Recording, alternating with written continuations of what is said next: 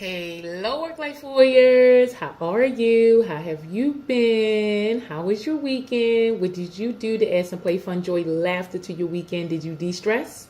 I would love to know in the comments, what did you do this weekend? What did you do to make sure that come tomorrow you are ready to get out of the bed? You hop out of the bed when your alarm goes off instead of hitting the snooze button 11 times. You must play the stress away. You must de-stress. You must reduce cortisol in order to improve the overall quality of your life, or to make life worth living, right?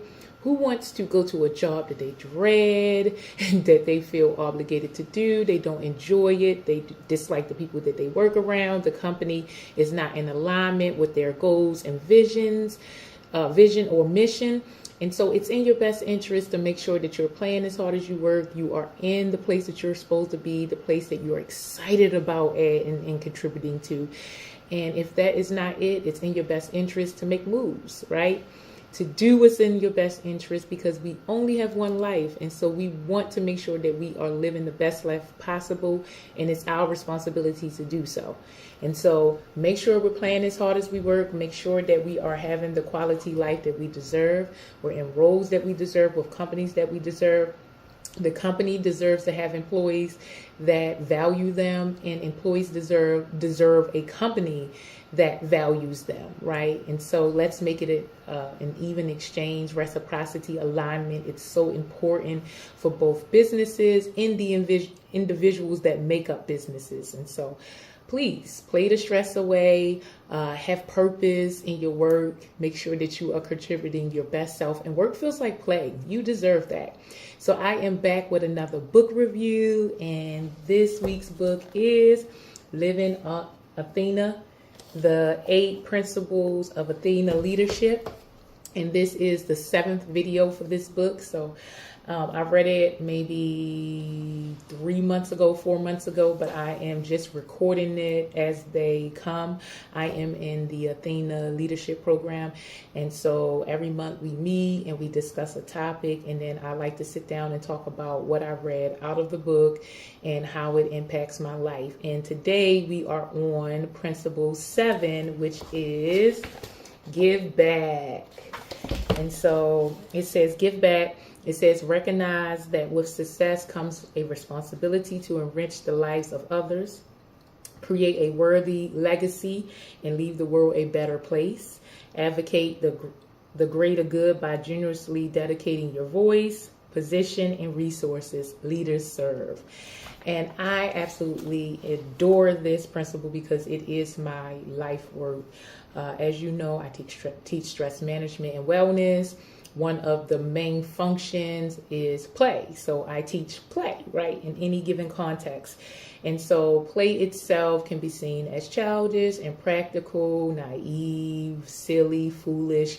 But there are so many benefits to play, and the world is a result of play, right? The societies that we live in, the companies you work for, all of the things that you consume came out of play.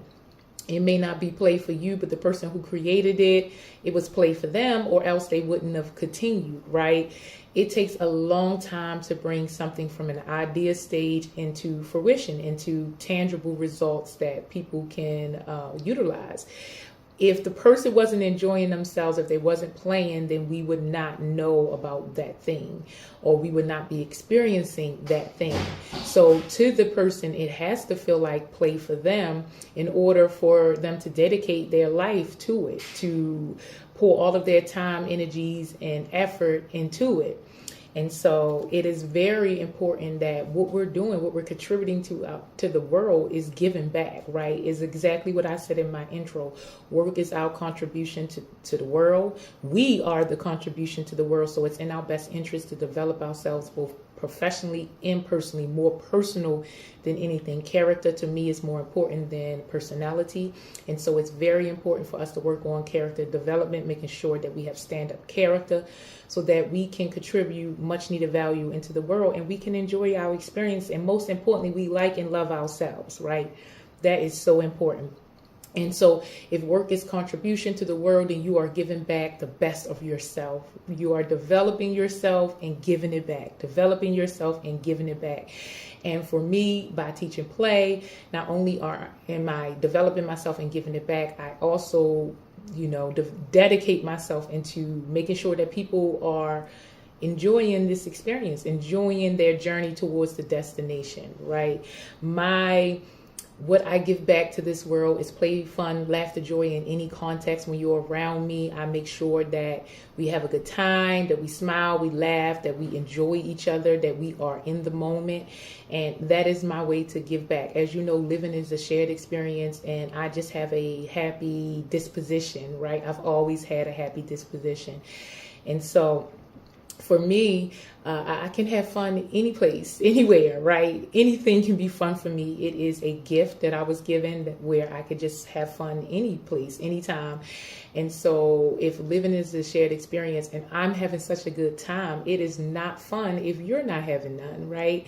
And so my biggest contribution to the world is giving people the permission to play, to have fun, to enjoy their lives, to incorporate play, wellness, stress management into their lives, and make sure work is a contribution to the world and it is an extension of their play life. They're not just going through the motions, working to pay bills. Work is a means to an end to them. They're not invested in the company doesn't invest in them, but to make sure that each person is contributing to work because it's where they want to be, and work is contributing to employees because that's what they value, right? And so I give back by enriching the lives of others, by giving people the permission to play, by being themselves, by adding play, fun, laughter, joy into work, to contribute their best self to the world, to get in the positions with the companies that will make their hearts sing, make them wake up and jump up in the morning, excited about going to work, to contribute your best self to the world. And so for me, although it may be deemed childish and practical, I know that it is very powerful. It is influential in how people see me and how they show up when they are around me. They feel freer, lighter, more playful. They can relax. They don't have to worry about pretending or wearing a mask or faking it until they make it. They can just be their normal, happy, loving self without any pretense. They can tap into their childlike energy because I tend to stay within childlike energy. So they get to be a child around me. We get to laugh. We get to play. I have no expectations. And I just allow people to just be. And that is the greatest gift I feel that I can give people, which is the gift to be. Right? If you want to be silent, be silent. If you want to play, you want to play. If you want to be serious, you want to be serious. But just the energy, the inviting energy to just be in the moment, right? Whatever it is that you are, whatever you feel true to yourself, it's an opportunity to be. So it says create a worthy legacy and leave the world a better place. And I believe by adding play, fun, laughter, joy, and all the good emotions in the world that I am doing that. I tend to try to transmute any energy, especially negative energy, any room or environment that I'm in. I make sure that I add value. I treat people with kindness, love, and respect. I make sure that I show up as the person that my higher self, I should say, and I am the change I want to see in this world, right? The responsibility is to be the change that we want to see, and I take on that responsibility every single day, and I take it seriously. It's about the only thing that I take seriously, which is being the change that I want to see. This world is very shadowy. It's very miserable. People are very sad and depressed. And it's very rare to find true happiness and joy and peace. And so I try to bring it along with me wherever I go, right? I want to make sure that in any context, when you are around me, you could be peaceful, you could be playful, you could be funny, you could be who you are, right? Without any judgment. And it is something that I pride myself on. It's something that I thoroughly enjoy, which is creating this space for possibility. And then the last one says, advocate the greater good by generously dedicating your voice, position, and resources. So the reality is I can enjoy myself in any given context or any environment, right? And so I could go on my entire life just enjoying myself and not necessarily invest or care about how other people's experiences are. I practice detachment, and so I'm not really disturbed by people's negative emotions or bad feelings or anything. And so, like I said, I could just have fun in any given context, but it's no fun if you're not having none. So for me, I dedicate my voice into teaching to teach people the practices they need to enjoy life. And again, I don't have to do it because I could just enjoy myself, but it's no fun. I am part of a human family, and it's much better when you play with other people, or it's much better to live in a world where others know how to play and enjoy their experience, and people are not walking around sad and miserable and upset about life and life experiences. And so I am thoroughly excited to, give back more play, fun, laughter, teach people how to play more, to enjoy life. Life can be at the end of your life, it could be filled with a lot of regret because all you did was do, work. You waited to the end of your life to retire, to play, to have some fun, to have some joy. And then things happen and you can't necessarily enjoy your retirement the way you planned. And so for me, the idea is to play along the journey, right? Human beings are never satisfied by the accumulation of things. So it doesn't matter how much money, cars, people, relationships you have, you will get bored with them. We are more intrigued, or our desires are aligned with the pursuit. So as long as we are in pursuit of something, we feel happy, we feel joyous, we feel exhilarated, right? And so for me, I want to make sure that we are pursuing a worthy ideal, right? And the pursuit of a worthy ideal is you deserve a quality life. You have one life. You want to enjoy where you're going, right? You set a destination, a lifetime destination for all of us is transitioning, but you have many different milestones in the middle, many different destinations, but you don't just want to arrive at the destination. You want to enjoy the journey, because can you really enjoy the destination if you did not enjoy the journey? Can you really say that you enjoy the arrival, which is such a fleeting moment, if you dreaded every moment of getting there, right?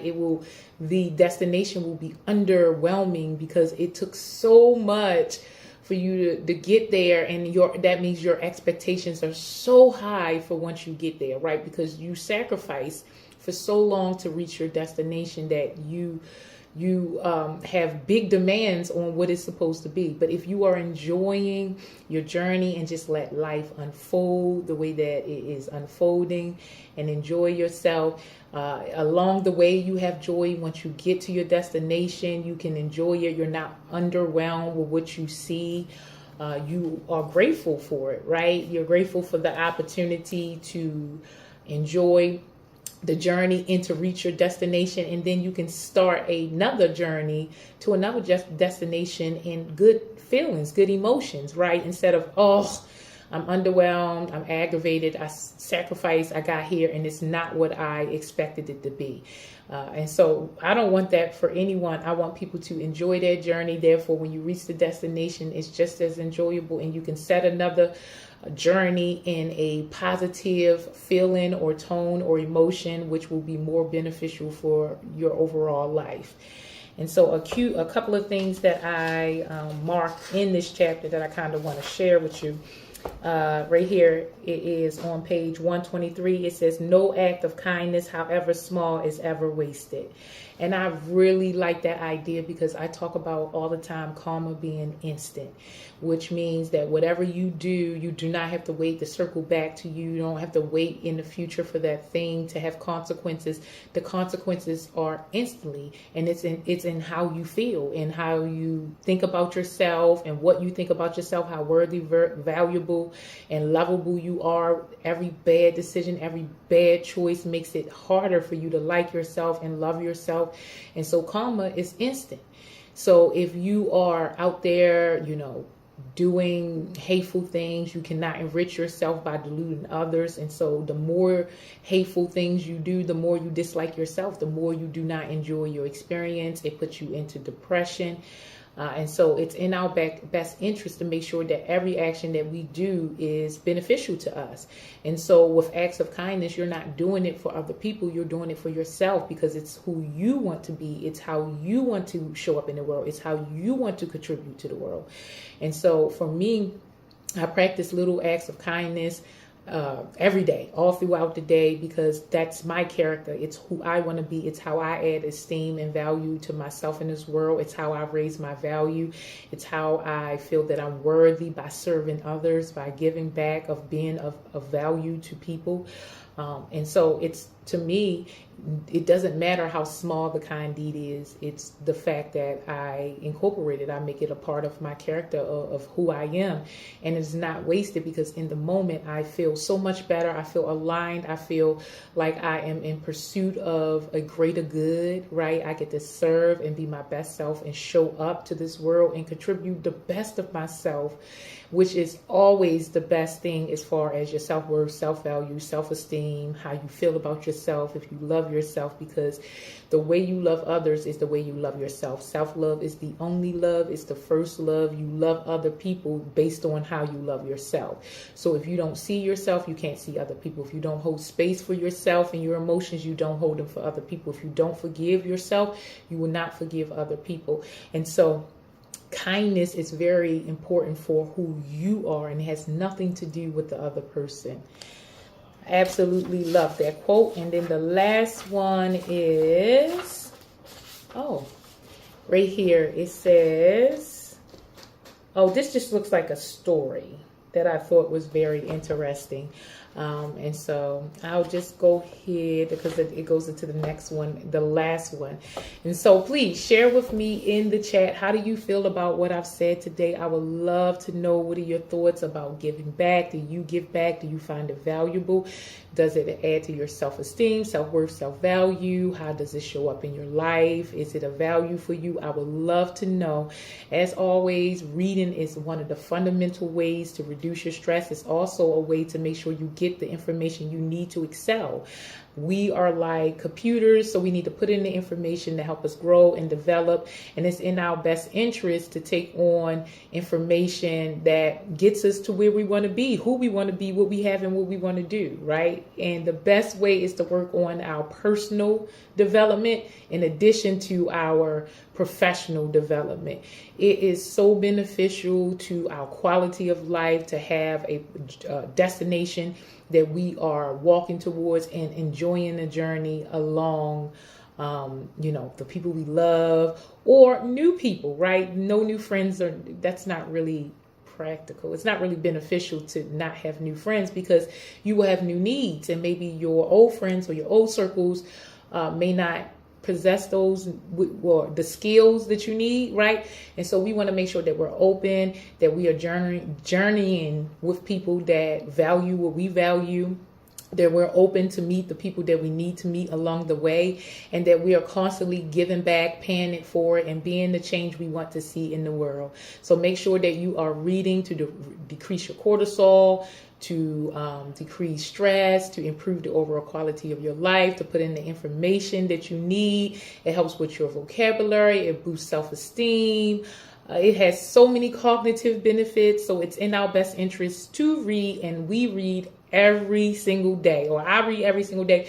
But for the most part, as a community of practice, we read weekly. So every week we have a book club. It is free. It is Sundays at 5 o'clock, where we read a book that helps with our personal development, so that we can show up and be the leaders that this world needs, right?